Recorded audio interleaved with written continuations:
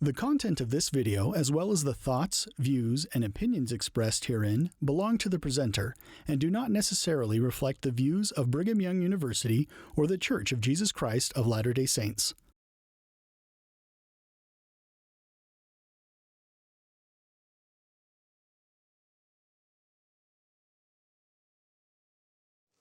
Now here, I referred to this old geographic. I just happened to pick up for one thing, but it's loaded with things like this here. For example, when the Aztecs came to the Valley of Mexico, and I quote, "Their city's need for firewood was already denuding the Valley of Mexico of trees. An epic famine," we're going to have an epic famine here today, aren't we, that comes. Great famines, deforestation. What we find is a steadily advancing drought in these chapters of Helaman. It's very clearly indicated. All these clues are there, you see, and they all fit together so beautifully. But this one, an epic famine in the year one of the rabbit decimated the Mexican people. Their empire might well have fallen before they could employ the arts, the wheel, or the bronze. They didn't employ the other things. We don't know about these other things. But how about these merchants going around? When they got prosperous, they learned a thing or two from the Nephites, and they started making money and got rich. Does that mean they had to be wicked? Well, here's a very interesting comment that's made here. This was Tlatelolco. Tlatelolco, the twin city of the Aztec capital and home of the great merchant traders. These men, dressed in deceptively shabby clothes, traveled widely throughout the empire, serving as agents and spies in foreign domains, and stealthily brought great riches home in their cargo canoes, arranging to arrive at night. There's something sinister and underhanded about the whole business, isn't it? Well, that's the nature of business. You have to put one over on the opposition. It is competitive, you see. And when you're competing, this is a very effective way. But what a way of doing it, you see. It's very interesting. Book of Mormon, the implication is that they necessarily go bad in there when they start dealing in riches and being very successful and so forth. Dressed in deceptively shabby clothes, traveling as agents and spies. Of course, industrial spies, among other things. Technical spies. Stealthily brought great riches. Oh, why stealthily? See? In their cargo ships and their barges at night, and arranged to arrive at night, keeping it all secret even to their own people. Well, this is the sort of thing we have in this marvelous book of Helaman, which I say, the dark book, the book of crime here. Now, let's take the 11th chapter here. And after Nephi got out of prison and was delivered, he went on preaching, but didn't do any good. Things got worse and worse. So it starts out, the 72nd year of the judges, the contentions did increase. Things only get worse.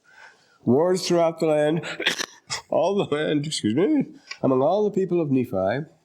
And it was this secret band of robbers who carried on the work of destruction. Notice, these merchant bands we mentioned before, these robber bands we mentioned before, of which there were many, they've dominated every century in the world. They were merchants, too. They were acquiring gain. That was their purpose, power and gain.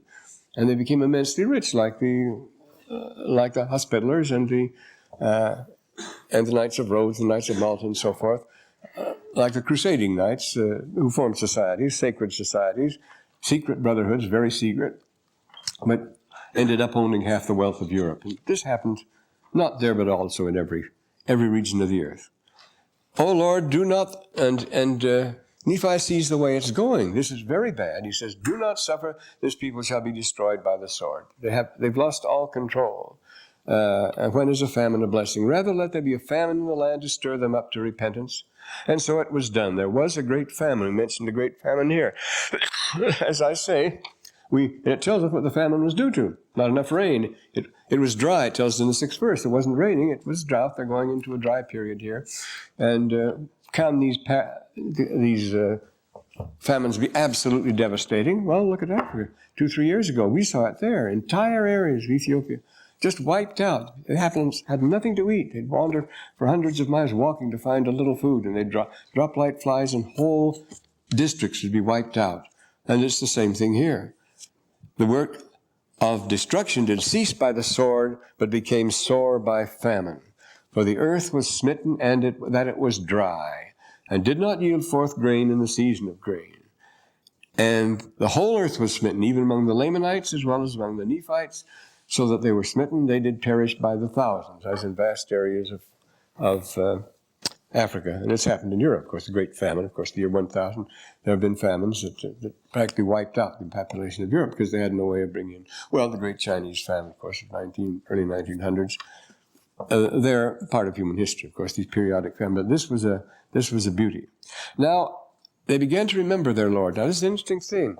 What is the obsession with the Southwest Indians anyway, with the Pueblos and all those others? It's dry, it's rain. They're always dancing for rain. They're always, well, look at the place where they live. What would they think about rain? If it doesn't rain, the Hopis are absolutely finished. Remember, in all the reservation there, they have no stream. There's not a running stream. You have to go all the way to Albuquerque to have baptism. Not to Albuquerque. What's his name? What was the nearest area? Well, you could go to, but that isn't where they go. You could go for baptism, but in all the Hopi villages, we can't baptize. Old Oribe is the only place where there's enough water. Well, there's a sacred spring at the Corn Rocks there, at the Twin Rocks, and at the Second Mesa, and then there is the Jacob's Well at Old Oribe, but the water there is so foul it can't be drunk. Missionaries always get into trouble when they go down there. They try to drink that water. There's not enough water to drink. The water has to be brought up from very few springs by the women, and they're in jars on their heads up to the top of the mesa and the trails and so forth. They have no water. Not enough water to baptize. They had to go a great distance to baptize and to Taos, someplace like that. I'll think of it in a second. I always think of it in a second. So they're always thinking of that. It's a great concern with them. How do they expect to live? Well, you know how they live. What you do, you take a stick and you take 5 kernels of corn and you stick them down 20 inches into the ground with a stick. And you just leave them there to the groundwater. We hope there'll be enough groundwater. It has to be in the bottom of a dry wash. Of course, it is the Denebiti wash, the great wash there, is where most of the corn comes out. Just stick it down and hope it'll grow up. One stalk will grow up about 18 inches and no higher. It'll have 1 ear of corn on it. I've never seen with more than 2 ears.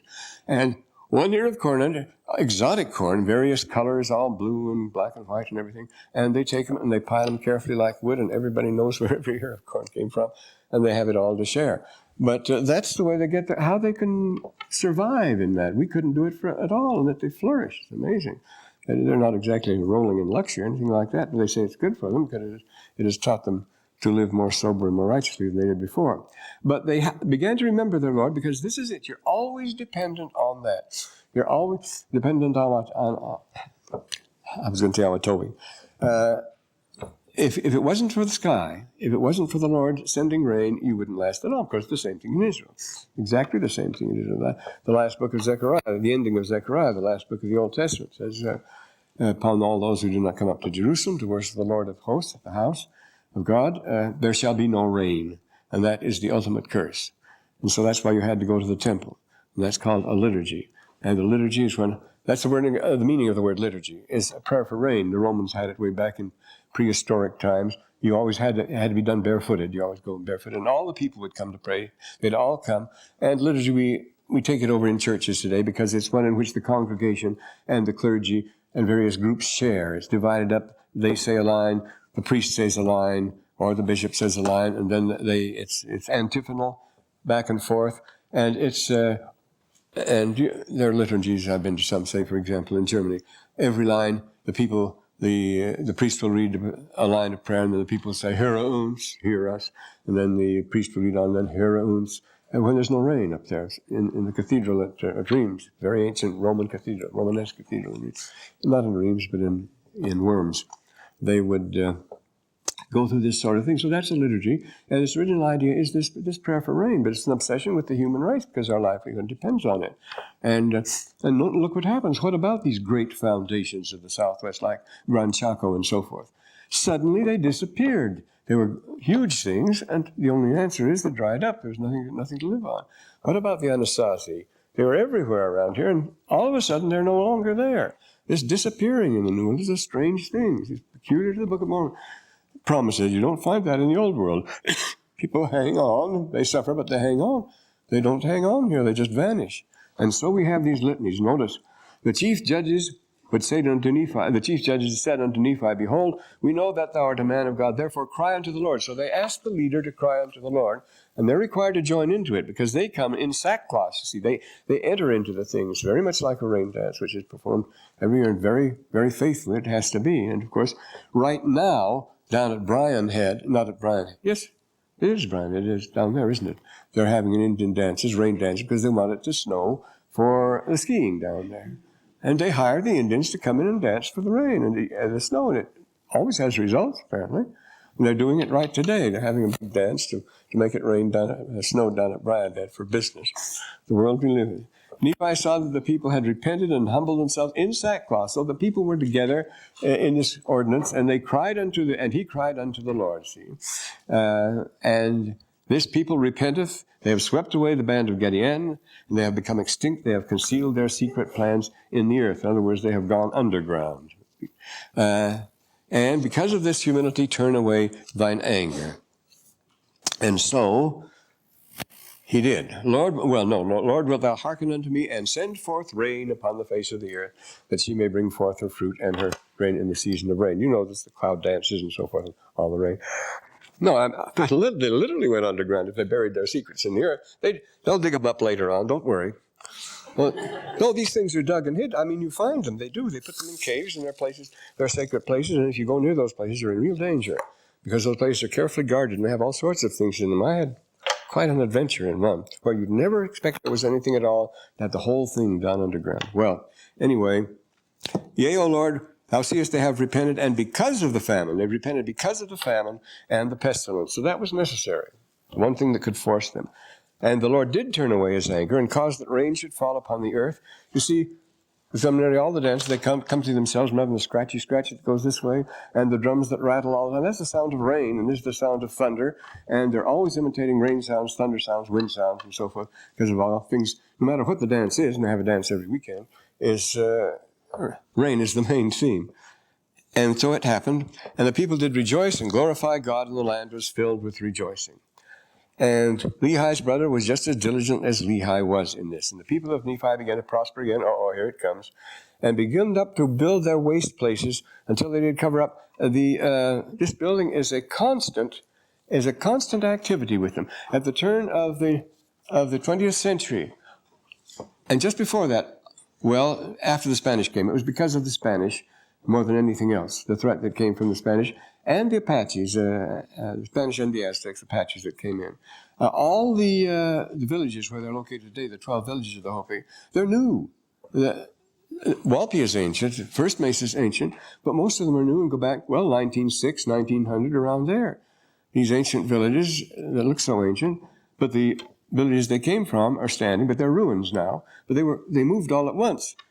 They didn't hesitate to move from their ancestral home, didn't have to move far, but because of the threat that was there, they moved all up to the tops of the mesas. But that wasn't hundreds of years ago, that was quite recently that they did that. But they're ready to move at a moment's notice. That's a surprising thing. We call them Pueblos, the city Indians, because they're stable. The cities have been there. I say Sister Teresa Harvey's house has stood there for 1,100 years, but 800, 11th century, yes. But they're ready to move whenever they're supposed to. And this is the way they do. They did multiply, they did cover the whole face of the land, both northward and south, and from the sea east to west. We're still down in the narrow there, in the peninsula. There's a relatively small area, one would suppose. And the church spread among both the Nephites and the Lamanites. There were a few contentions on points of doctrine, and much strife, Nephi and Lehi having many revelations daily. They preached and put an end to the strife that same year. And then there was a certain number of dissenters, and who had gone over unto the Lamanites. Here, your race question again. The Lamanites, they're always mixing themselves up together. There's no distinction. Gone over to the Lamanites and taken upon themselves the name of Lamanites. Well, that made them Lamanites. And now we're back to a new technique here, and this is the robber's roost technique. Now, Utah has a number of nice robber's roosts, doesn't it? There's one out by Helper. There is one in Capitol Reef, which has Butch Cassidy's name, Butch spelled out in bullets on the wall up at the big bridge, big arch there when you go back on the trail. There's one in southern Utah. There's, lots of them. But there are lots of robbers' roosts. My next door neighbor lived right around the corner from me, Brother Swap. He was a gigantic man, about 7 feet tall, big man. I was his home teacher for years. And he used to be the sheriff in Price and in Bluff, of all places. And he knew Butch Cassidy very well. They got along famously together, and he knew my grandfather very well. My grandfather used to drive down there in a horse and buggy on church and other business. And he'd drive along with Brother Swap, but Brother Swap still remembered it, all these things that went on. And how could these people get away with it? He's just a very genial person. All I had to do was drop back into before they filled the dam at Glen Canyon there, and others down south. You go down to Lake Mead and the other lake, and there were all sorts of places to hide down there. There's all these little nooks and crannies. Well, you know how it is like that in the Red Rock country. Something that I can remember when very little of it had been explored at all. It was absolutely unknown quite recently. And so they'd fall back in those. And the Indians still do. There's still groups, the one horn, the two horn tribes of the societies. They hide out there. These bands of robber plays an important role. This is a technique peculiar to the terrain. They can use it by falling back in these places. Notice they would commit murders and retreat back into the mountains and into the wilderness and secret places, hiding themselves and receiving daily addition to their numbers. Well, what do you think of that? What opera do you think of there, Act 2? When you think of that? It's Act 2 of Carmen, remember? The robbers hide out in the mountains. And Carmen playing with the cards and so forth, finding out the doom motif. Yeah, the robbers are hiding out in the mountains. Everything is very secret. Everything is very hush-hush and so forth. Robbers hiding out in the mountains of Italy, in the mountains of Sicily, in the mountains of Spain, in the mountains of Portugal. Anywhere you go, you'll find them doing this, hiding out in the mountains of Sicily, and in the hills of Scotland. You know, the famous Rob Roy, the family, the Sawney Bean family, they were famous shipwreckers and so forth, made themselves rich in the most vicious ways, but always hid out in the highlands. There was no place you could trace them.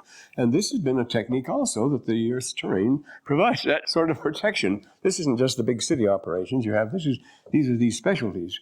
We talked about the Seths and the Rifts and the Battalion Brethren and so forth, and the Algerian pirates and the Vikings and the free companies and the Bedou and the assassins. They all worked in different ways, but this particular technique has been highly developed by some of the Southwest Indies. The Robber's Roost technique, the Darnay, the freebooters. And they defied whole armies here. It was in the Druze, Al-Daruzi in 1070. He was a leader of a robber band in Egypt, and he was driven out. And so he retreated to South Lebanon and discovered there this marvelous figure, just like Rock Canyon there. They're in South Lebanon, you see.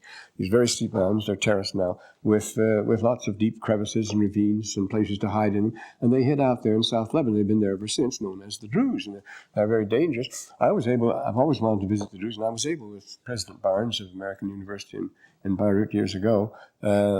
We spent some time up there because he was very popular with them. He got along with them famously, and I found some very interesting things about them. They always intermarry. They're very suspicious. They're beautiful people, and they're nearly all redheads, showing that they're intermarried and so on. They're the fiercest fighters in the East, and they're completely independent, living in these mountains. And everybody's afraid of them, and they can sell their services to Israel or to Islam as they please and so forth.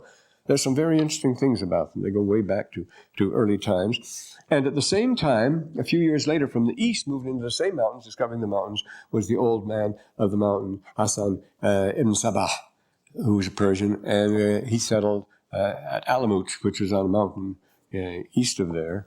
And from there, he terrorized the entire Europe, everywhere, sending out his assassins. I see his kids were hopped up with this stuff. But the idea is you have a base, you have a hiding place in the mountains. A hiding place in the mountains is the thing. And so it says here, incidentally, they're still being used. They're being used quite effectively in some parts. There's some parts you can't go in South Utah, northern Arizona, and so forth. I've got into some. I made several years ago, I remember it was March 15th, the night of the Hehawuti, a very important thing. When they have no lights, everything is in the dark. And if they catch you out there, they'll say, Hawati, let me see, that's it. Hawati, yes, they say, who are you? And you reply, Tin Iu, I am myself. But when they come up in the dark, there's two societies. There's the one-horn society, who are very sinister and very dangerous, and look out for them. They can do anything they want. The two-horn society is benevolent and try to protect you from the one-horn society. See? They try to get there first, because the one-horns mean to do damage. They mean mischief. And they come up to you in the dark and ask you who you are. And trying to think what the phrase is.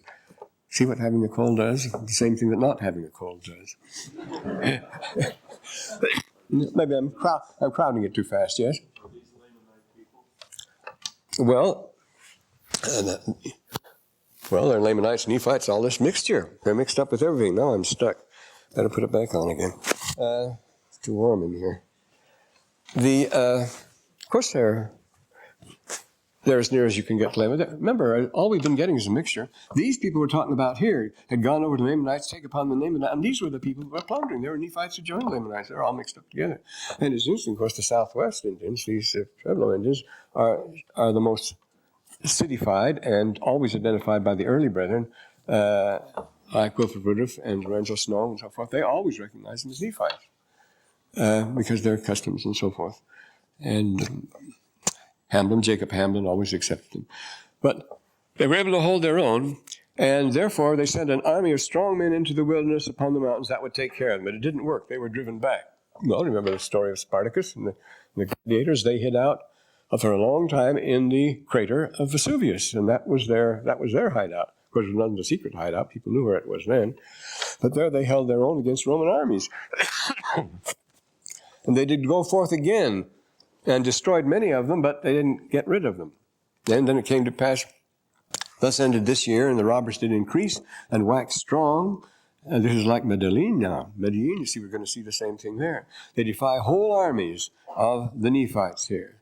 These bands of robbers could do it, like the Jomsburg. They were the armies, as far as that goes. They were just the other side. They considered themselves that way. And they did visit many parts of the land with great destruction. This is a standard practice in later years. We talk about the wild Indians, things like that. They were the wild ones. And did kill many and carry many captives away. It's very interesting. In the 13th century, later on, we're talking about these same after the old man of the mountain got established with his assassin organization, and the Druze got established almost at the same time, and the crusading orders, the militant orders of the Crusades got established, just as sinister, just as greedy, just as dangerous. They fought each other, so forth. After they got established, then came the big boys. In the middle of the 13th century came Hulagu and the Mongols, and they just wiped out everything. When he came to Baghdad, which was a flourishing city of the Abbasids then, it was at its peak, they killed everybody in the city. This is the way, they were systematic, these people. So the sorts of going on here aren't very pleasant, are they? Now this, especially, and they carried them away captain, especially women and children, of course, both for ransom and to keep, to build up their numbers and their strength, their own empire. That's the way Genghis Khan, the great Khans did. They just sucked them up like a vacuum cleaner so they could count them into their people. This great evil did finally stir up the people to remembrance. Well, hadn't the drought done that enough? No, it had to be this. Now we get on top of the drought, we get the gangs here, the raids. And didn't do any good, though. Back to verse 36. The needle's stuck in the same old groove again. They began again to forget the Lord their God, and began to wax strong in iniquity. They did not mend their ways, and waxed stronger and stronger in their pride. What do you conclude from this? Do we have to repeat this so often? That's exactly what Nephi says in the next verse. That's in the next verse here.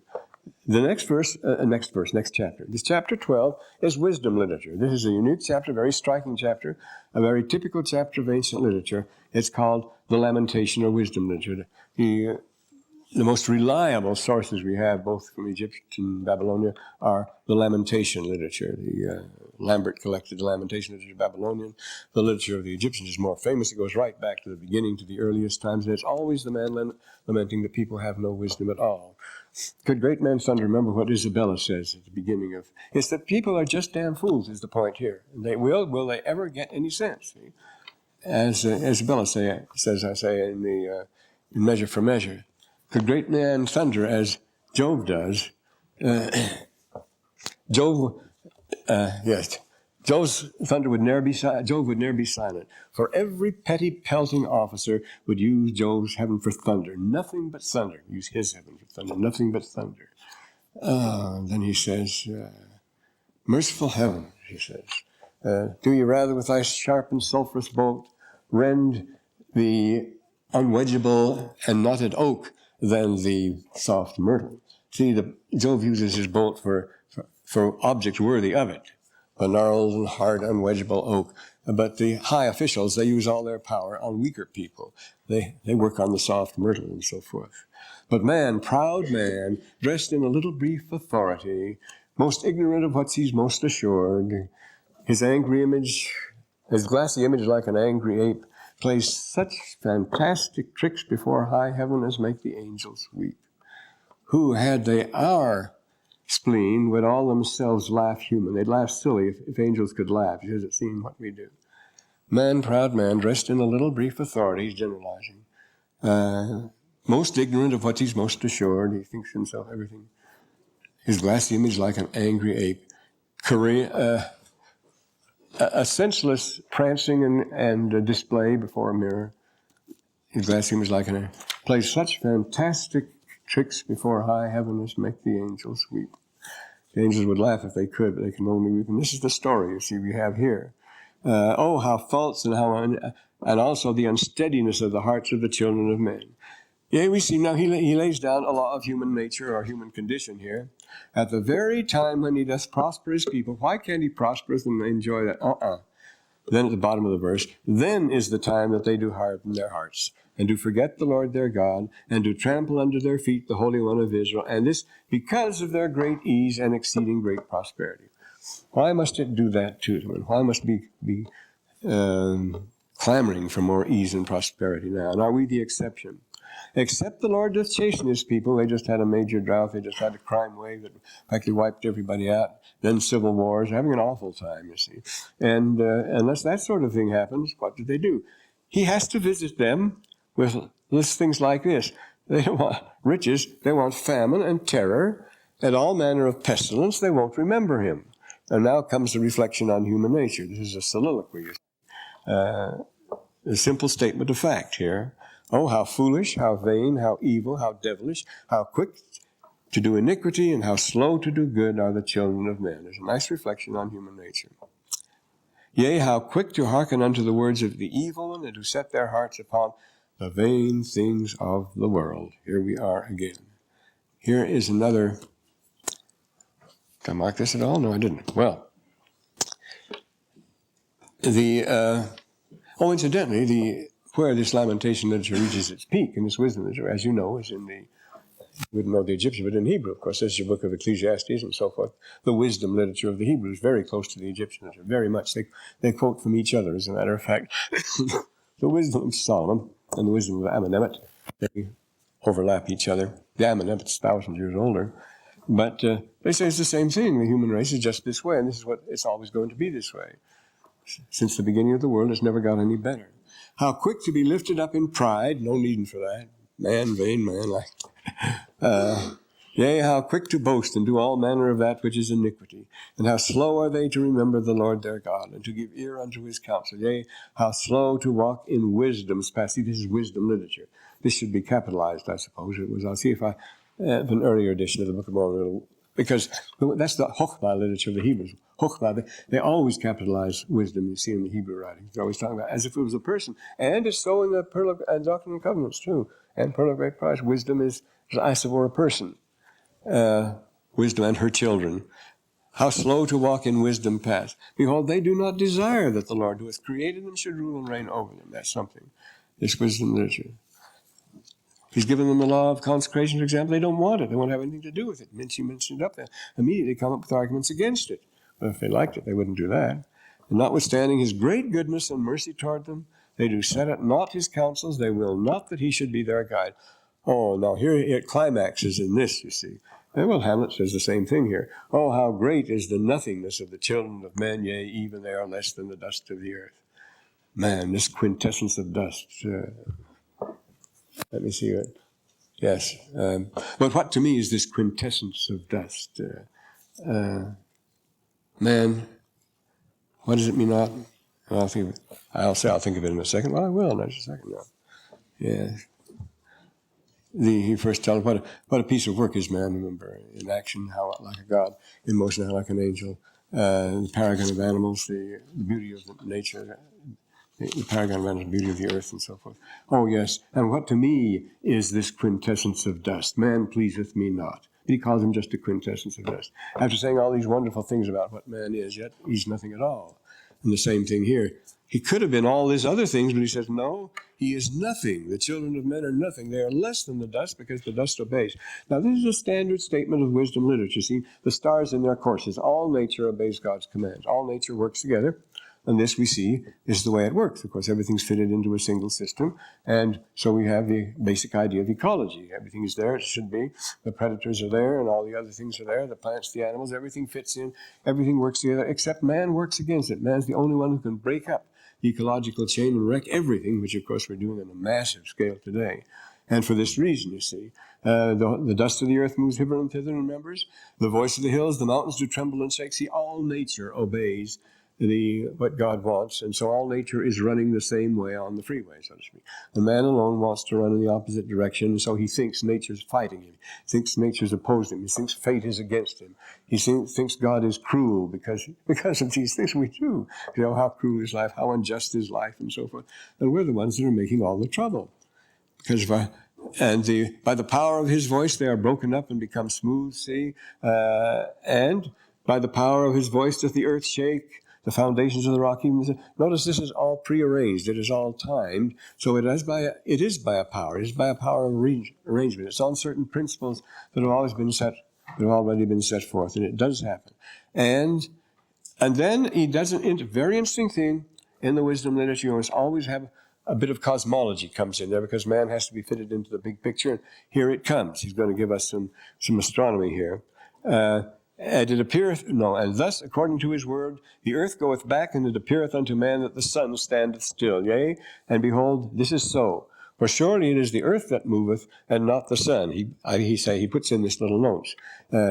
It's with much behind him here. Ignored subjects, see the elements. In the rigid editing of the Book of Mormon, we're not going to go into cosmological discourses here. You can be sure that the Nephites were very much concerned with those things. And the same thing with ancient. You won't find astronomical discussions where you expect them in any of the wisdom literature. But then they will come out with something that man has to work with other things. It's the earth moveth and not the sun, to show that he is up on things. And the waters of the great deep. Then he goes on this thing. And if a man hide it, he's going to treat this a little later on in this 18th verse, a little later on. Behold, if a man hide up a treasure in the earth, the Lord shall say, let it be accursed, because of his iniquity, it shall be accursed. This often happens. And then, the final verse, who shall be consigned to a state of endless misery, fulfilling the words which say, well, what words are he talking about? Well, he's quoting the Memphite code here, the oldest document in existence, the Shabako stone, which says, they have done good, shall have everlasting life. They have done evil, shall have everlasting damnation. He tells us, he's quoting from the old source here. He says, even the endless misery, fulfilling the words which say, what words? They're not his words, you see. They're fulfilling certain words he's quoting here. Well, you can find the same words, I say, in the Memphite text, which we won't go into too long. We have to hurry up to get this through with Helaman now. And now, there is a complete reversal between Nephites and Lamanites here. And we get Samuel Lamanite. Now here's another great episode, Samuel the Lamanite and his preaching here. The Nephites did remain wicked, and the Lamanites did observe strictly to keep the commandments of God, according to the law of Moses. Remember, they're still keeping the law of Moses. Well, that's something. And, wow, these things leak. There was one Samuel, the Lamanite. Well, who cares? There was one Samuel the Lamanite who came into the land of Zarahemla to preach to them. That's turning the tables, isn't it? Behold, the voice of the Lord came unto him, that he should prophesy unto him whatsoever things should come into his heart. Well, he's persona non grata. They don't want him. They would not suffer that he should enter into their city. Therefore, he got up on the wall thereof. Of course, you have that absurd picture of Arnold Freiberg, where he's on a 150-foot wall with a howling wind going, and he's yelling. Of course, nobody could hear a sound from there. And the archers are trying to shoot at him at that vast distance. And so they didn't need walls that high, you know. Ridiculous. Well, it's dramatic. This sort of thing is good for candy box covers and and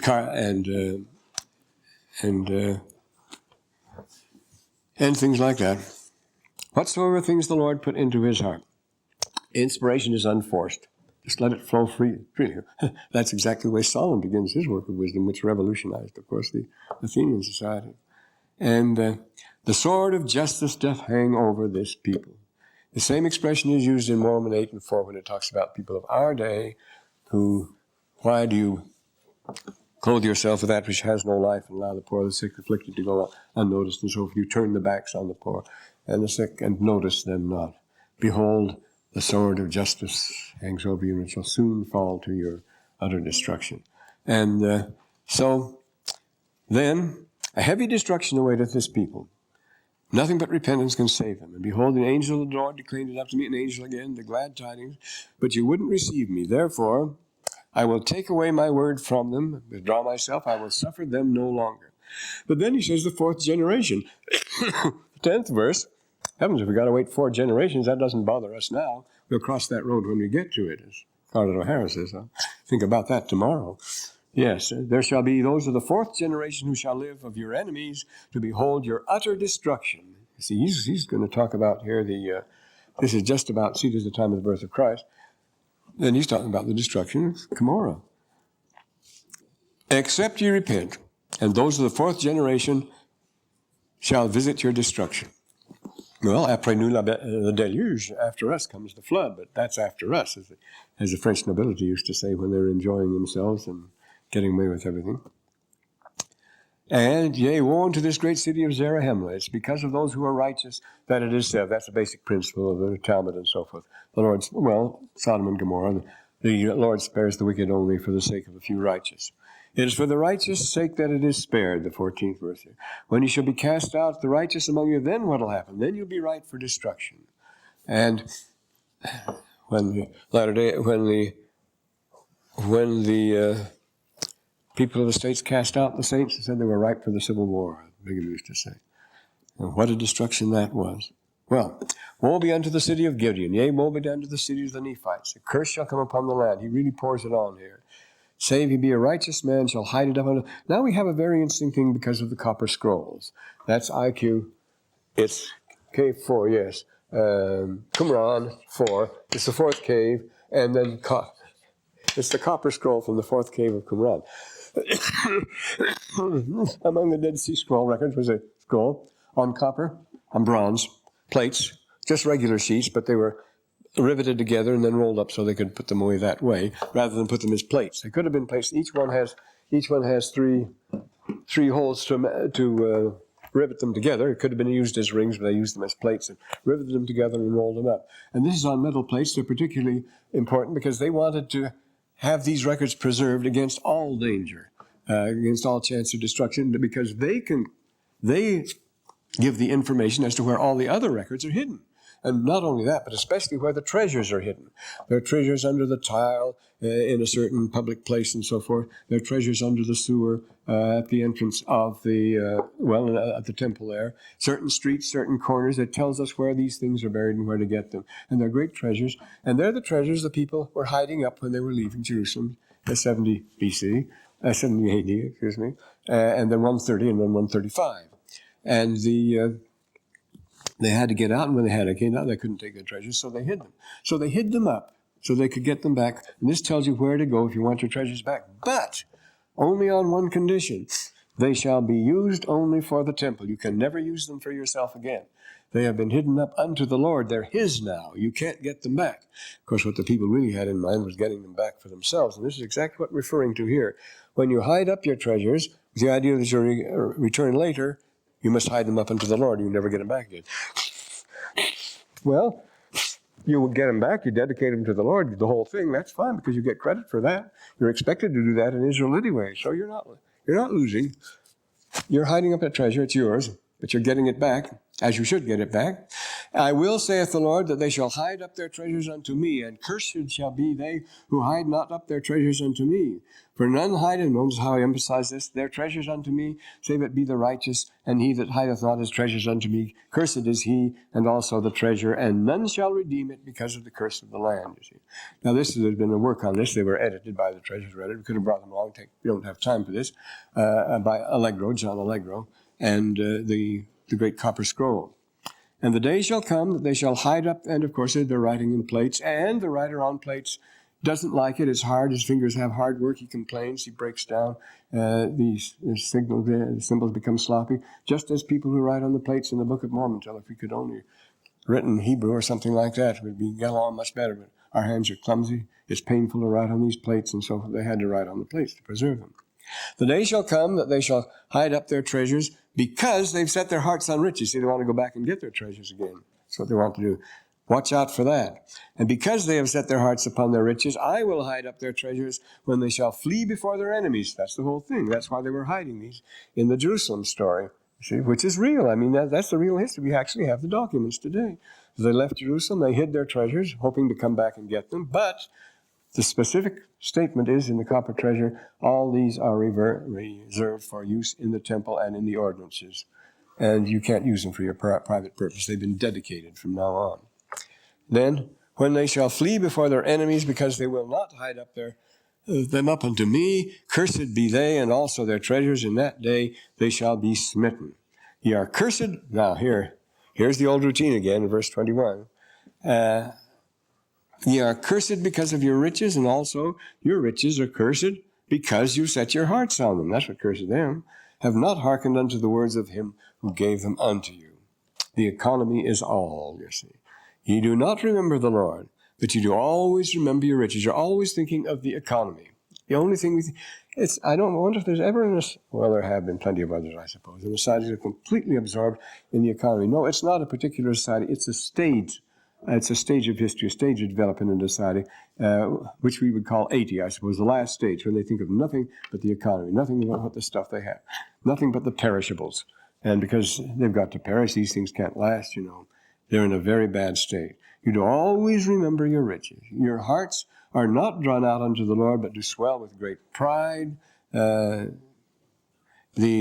great swellings, envyings, strifes, malices, murders, it leads to that. This is your prime time mix again. This cause hath the Lord caused that a curse should come upon the land and upon your riches, and this because of your iniquities. This is a curse on the promised land, you see. You cast out the prophets, and now we come to a very important thing. This looks just like just like routine platitudes and so forth. There's something like this, self-righteousness and the like. But there's a very, very important principle that we overlook, and especially today it should be emphasized, we believe, namely this. Now, when you talk, you say, if our days had been in the days of our fathers of old, we would not have slain the prophets. We would not have stoned them and cast them out. Then you're worse than they. And then he talks about this self-righteousness. Now, this is the great obstacle to repentance. Here you see. It's the beautiful self-image which we cultivate today. It's the unbreachable wall. No criticism or questioning can penetrate it, you see. You don't have to bring specific charges or anything. You're just sweetness and light. It's pure Teflon. And you see it, the history of film. There's Iago, you see. Iago is the worst of Shakespeare's villain, and yet he is the most upright. He's always moralizing. He's absolutely convinced of his own righteousness, his superiority, and so he's doing just what's right. He means no wrong to anybody. And then these are standard Tartuffe. See, the idea is the worst possible villain is the most righteous appearing person and has the most glorious self-image of himself. The Tartuffe, there we have Voltaire's Tartuffe. No, it's not. What's his name? It's Voltaire. And remember the Lord, the worst of them all, you see, are those that broaden their phylacteries, love the high places and the banquets and the greetings in the marketplace. Good morning, Rabbi. Good morning, Rabbi. And spreading out their pious ways and the like. They are the worst of them all. You remember, you hypocrites and so forth. And the worst of those in the Book of Mormon, typical, those are the Zoramites. Alma 31, we get them. I remember here. Well, I have to. There's some there are many examples here, but this is the point. They're the worst who think they're the best. Verse 18, and again we thank thee, O God, that we are a chosen and a holy people. Then skip over to 28. Oh, behold, O my God, their costly apparel, and their ringlets, and their bracelets, and their ornaments of gold, and all their precious things, and they are ornamented with. And behold, their hearts are set on them, and yet they cry unto thee, and say, we thank thee, O God, that we are a chosen people unto thee, while others shall perish. How long wilt thou suffer this wickedness and iniquity? Give me strength that I might bear with mine enemies. This is the worst thing you can find, because these people, and they were great people too. They were courageous. They were very neat. They had high dress standards. You couldn't get it. Remember, the people couldn't get at the meetings without them. And they were always talking about the righteous. They were very clever. They were dissenters. The Zoramites were, and very prosperous. And, well, this is the kind of people they were. It goes on here, you see. This holy, holy, holy. We believe thou art God. Every Sunday they come and bear their testimony, and thou hast separated us from our brethren. Thou hast elected us to be thy holy children. Well, what an image they have of themselves. Behold, thou art the same yesterday, today. We thank thee that thou hast elected us, and so forth. So, this is the best possible defense you can have against repentance, and it's the hardest wall to penetrate. See, once persons get this idea, I say, the Zoramites have it. As Joseph Smith says, let no man proclaim his own righteousness. That's one of the greatest dangers to the Latter-day Saints. He says, because we've been blessed and so forth, and the Lord recognizes us, there's a reason for thinking that we're pretty good and so forth, but look out for that. Because see what this happens is then this other thing, the prosperity. That's what we're going to wreck it all. Yea, you will say that he is a false. Now, here's a very good one. Nice culture note here in the 26th verse. I'm not finished yet. You are worse than they. If a prophet comes among you and testifies of your sins, of course you're angry. Don't tell us what's wrong with America, tell us what's right with America. That's what America used to say. Well, when you go to the doctor says, you're fine, your eyesight's 20/20, your digestion is fine, your complexion is good, your teeth are in good condition and the like, and as you leave the office, he says, by the way, you have an advanced cancer of the spleen. He hadn't told you that. You don't come to the doctor to find out what's right with you. You come out to find what's wrong with you. The physician is not sent to the well, as the Lord said, but he's sent to the sick. We don't want that. If he comes and tells you what's wrong with you, you say he's a false prophet. You don't want to hear what's wrong with people, naturally. And that he's a sinner and a devil, and you throw him out. But if a man shall say, do this, and there's no iniquity, it's all right. Do this and that, you shall suffer. Walk after the pride of your own hearts. That stands awfully a lot like standing tall, doesn't it? Walk after the pride of your own hearts. Yea, walk and do whatsoever your heart desireth. And if a man shall come among you, you will receive him and say he's a prophet. And then there's a very, very interesting thing here. The oldest book we have, the only really surviving book, the Chilam Balam, in Central America, the Maya, the Chilam Balam, it tells us that when a man was acclaimed as a prophet, the people would dress him in fine apparel and put him on a sedan chair and carry him around town lift him up and carry him around town on their shoulders. That's exactly what happens here. See? If he tells you what you want to hear, he says you lift him up, and he will give unto him of your substance, and of your gold and silver, and you will clothe him with costly apparel, because he speaketh flattering words unto you, and he say unto you, all is well, and you will not find fault with him. Well, there's a picture from the Chilam Balam. The prophet is accepted. He is dressed in fine apparel. You know, there's outrageous overdressing of these people. Put him on a sedan chair, lift him up, and carry him around town. Well, every word of this rings true. Alas, alas, that it should be so. You foolish and blind guides. I thought we would get through with Helaman, but we don't want to skip any of these goodies here. Oh, boy. Well, yes, we'll take up here the next time. Now we have 6 more times. We can cover some ground in that time.